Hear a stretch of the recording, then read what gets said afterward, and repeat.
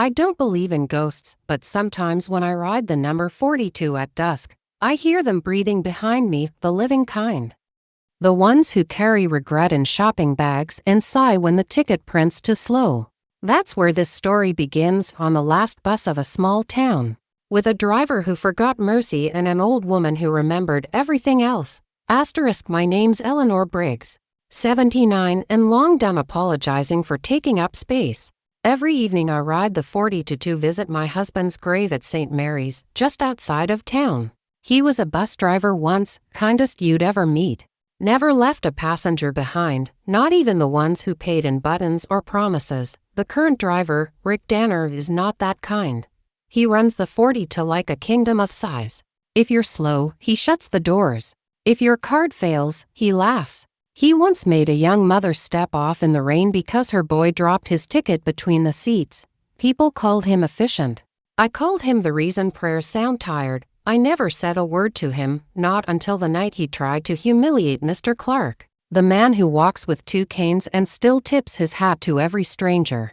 That night, the air smelled of diesel and rain. The bus was half full, students scrolling, an old couple whispering, a man eating crisps like confessions. I sat in my usual seat by the window, counting raindrops like old debts. When the bus stopped near the Meadowview apartments, Mr. Clark climbed on. Rick didn't move. The doors stayed open, the ramp stayed folded. "Come on," Rick called, voice dripping sarcasm. "Any day now, pal." Mr. Clark's hands trembled. It takes him time, you see, the left leg drags like a reluctant child. He smiled, polite as always. "Sorry, son, this one's slow to listen tonight," Rick smirked.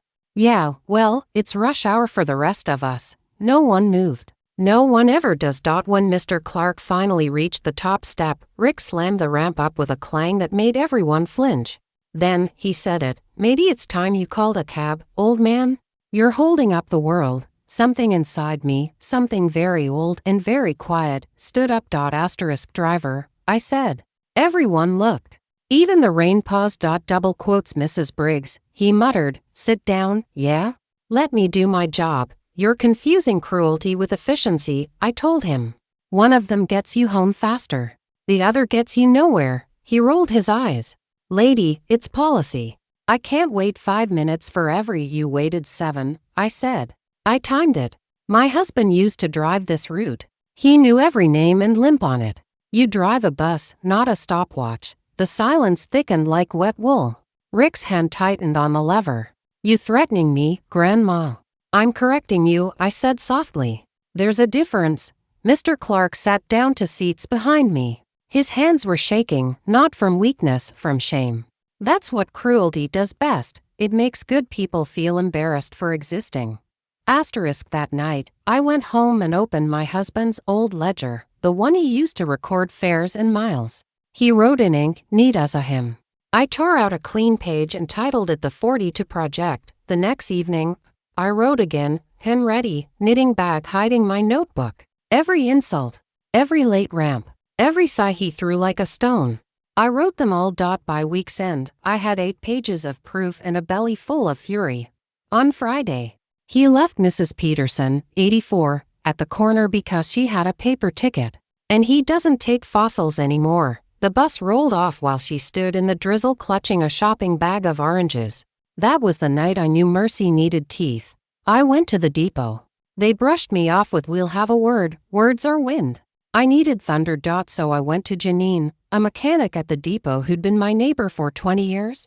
She knew engines better than excuses. "Rick again," she said, wiping oil off her cheek. "He'll keep at it till someone records him."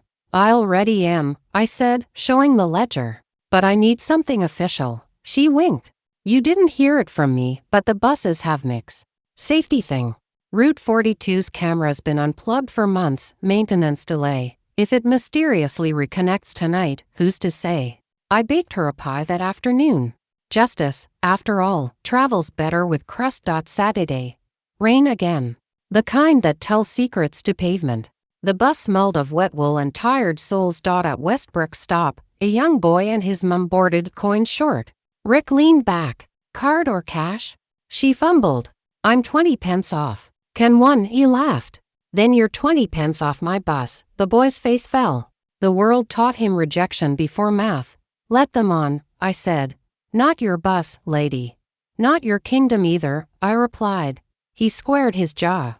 "You want to pay their fare?" "Yes," I said, holding out £1. "And keep the change.